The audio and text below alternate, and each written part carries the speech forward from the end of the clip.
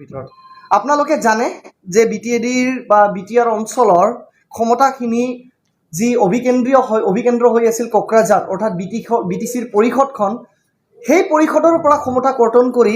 বিগত 4 জুন 2021 তাৰিখে কোকৰাঝাৰ বাক্সা চিৰাং আৰু ওদালগুৰিৰকে ধৰি 4খন জিলাৰ প্ৰমুখ্যে ডিচি তথা উপায়ুক্ত মহোদয়সকলক বিটিচিৰ তৰফৰ পৰা 16টা ডিপাৰ্টমেণ্টৰ ক্ষমতাখিনি হস্তান্তৰ কৰা হৈছে আনকি এই ডিসি সকলে বা উপায়ুক্ত সকলে বিটিএডি বা বিটিআর অঞ্চলৰ 16টা ডিপাৰ্টমেণ্টৰ কাম-কাজবোৰ সমূহীয়াভাৱে ওভাৰঅল সুপাৰভিজন কৰিব বা তত্ত্বাৱধান কৰিব তো ইয়াক লৈ মই এজন সচেতন যুৱক আৰু এক সময়ৰ এনডিএফবিৰ শান্তি চুক্তিৰ মধ্যস্থতাকাৰী আৰু আজিৰ দিনৰ নৰ্থ ইষ্ট হেৰিটেজ ফাউণ্ডেশ্যনৰ ডাইৰেক্টৰ তথা সঞ্চালক হিচাপে আপোনালোকক সংবাদ মেলখন সম্বোধন কৰিব বিচাৰিছোঁ আপোনালোকে জানে এটা কথা যে পৰিৱৰ্তন ধাৰ বুলি কৈ এক সময়ত ইউপিপিএল দলে প্ৰমোদ বড়োৰ নেতৃত্বত ইউপিপিএল দলে পৰিৱৰ্তন দৰকাৰ চলাই নাইনি গণাংথাৰ বুলি কৈ এক সময়ত প্ৰমোদ বড়োৰ নেতৃত্বত ইউপিপিএল দলে বিটিচি দখল কৰাৰ আগতে নিৰ্বাচনত ৰাইজৰ ওচৰত ভোট ভিক্ষা খুজিছিল কিন্তু আজি আমি কি দেখিবলৈ সক্ষম হৈছো হেয়া এক টোটালি পৰিপন্থী ছবি আৰু হেয়া এক বিপৰীত ছবি আজি আমি দেখিবলৈ পাইছো এক উলটা ছবি যে আজিৰ দিনত পৰিৱৰ্তন দৰকাৰ চলাই নাইনি গণাংথাৰ যেন হৈ থকা নাই আজিৰ দিনত দৰাচলতে হৈছে যে পৰিৱৰ্তন দৰকাৰ চলাই নাইনি গণাংথাৰ বুলি কোৱা ইউপিপিএল দলে বিটিচিত ক্ষমতা দখল কৰাৰ পিছত বিটিচিৰ ষষ্ঠ অনুসূচী বা 6 শিডিউলৰ পাৱাৰছ এণ্ড ফাংচন বা ক্ষমতাসমূহৰ অধঃপতনৰ দিশে যোৱা বিটিচিৰ চৰকাৰ আজি এই পৰিস্থিতি আমি দেখিবলৈ সক্ষম হৈছো ৰাইজে পাহৰি যোৱা উচিত নহয় অসমৰ ৰাইজে আৰু সকলো সচেতন মহলে পাহৰি যোৱাটো এয়া উচিত নহয় যে সহস্ৰাধিক বা 5 সহস্ৰাধিকতকৈ অধিক যুৱকসকল যুৱতীসকল বা বহু লোকৰ নিজৰ বলিদানৰ বিনিময়ত বা নিজৰ তেজৰ ত্যাগৰ বিনিময়ত বড়োলেণ্ড অঞ্চলটো গঠন হৈছিল আৰু এই বিটিচিখন বা এই পৰিষদখন সংবিধানৰ ক'ব গ'লে অন্যতম এক সুৰক্ষা কৱচৰ জৰিয়তে সুৰক্ষিত হৈ আছিল যি নেকি 6 শিডিউল বা ষষ্ঠ অনুসূচী কিন্তু আজিৰ দিনত 6 শিডিউল বা ষষ্ঠ অনুসূচীৰ ভিতৰত থকা অধীনত থকা এই বিটিচি পৰিষদখন দৰাচলতে নিজা ভুলৰ বাবে নিজৰ কৰ্তৃপক্ষৰ ভুলৰ বাবে ৰাজনৈতিক ভুলৰ বাবে ক্ষমতাসমূহ হ্ৰাস পাবলৈ ধৰিছে বা কৰ্তন হ'বলৈ ধৰিছে আজি আপোনালোকক মই দেখুৱাব বিচাৰিছো যে 4 জুন 2021 তাৰিখে বিটিচিৰ সেক্ৰেটাৰিয়েটৰ তৰফৰ পৰা বিটিচিৰ প্ৰিন্সিপাল সেক্ৰেটাৰী মহোদয়ে এখন অৰ্ডাৰ পাছ কৰিছে চৰকাৰৰ তৰফৰ পৰা য'ত কোৱা হৈছে যে deputy commissioner of Kokrajhar Chirang Baksa and Udalguri are hereby entrusted with overall monitoring and supervision of schemes pertaining to the following subjects অৰ্থাৎ 16টাকে সাবজেক্ট 16টাকে বিভাগৰ দায়িত্ব দিয়া হৈছে বিটিচিৰ তৰফৰ পৰা ডিচি সমূহক কিন্তু ইয়াৰ পৰিৱেক্ষত বা ইয়াৰ প্ৰেক্ষাপটত মই এখাৰ প্ৰশ্ন উত্থাপন কৰিব বিচাৰিছো যে আজি প্ৰমোদ বড়ো ডাঙৰীয়াই বিটিচি দখল কৰাৰ পিছত যি 16টা ডিপাৰ্টমেণ্টৰ চোৱা চিতা কৰাৰ বাবে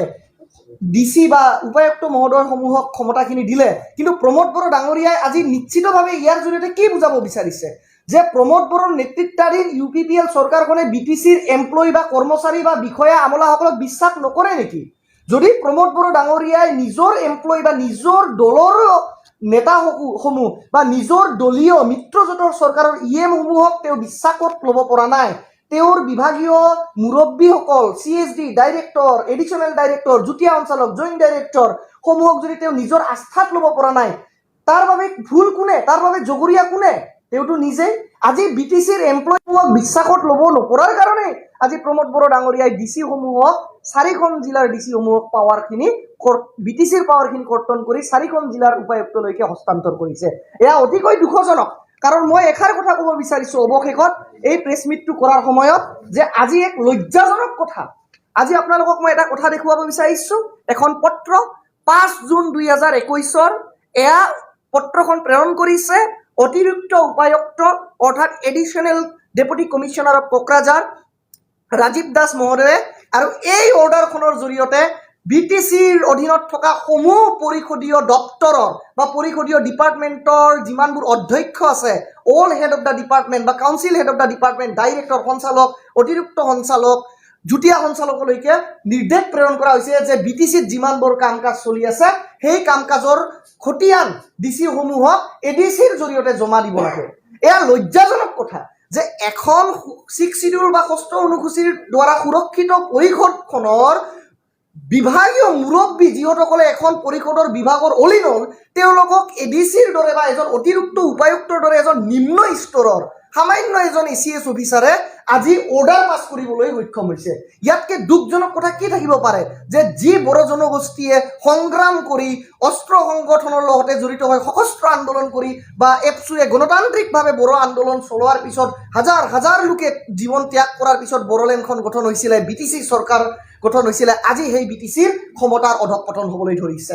আজি তেওঁলোকে কি কৰিছে যে এডিচি সমূহৰ জৰিয়তে বিটিচি খতিয়ান দিব লাগিব। আজি তাৰমানে কমন পিপুলৰ কি হ'ব? দুৰ্দশা। আজিৰ দিনত এই অৰ্ডাৰ দিয়াৰ পিছত সাধাৰণ বিটিচিৰ জনতাৰ দুৰ্দশা হ'ব যে এবাৰ বিটিচিত যাব লাগিব, এবাৰ ডিচি অফিচত যাব লাগিব। আগত যদি কোনোবাই 2% বা 5% কমিশ্যন খাইছিলে বিটিচিৰ কামত, এতিয়া হয়তো ডিচি অফিচত 2-3% আকৌ এক্সট্ৰা কমিশ্যন দিব লাগিব, আকৌ এই বিটিচিটো কমিশ্যন দিব লাগিব,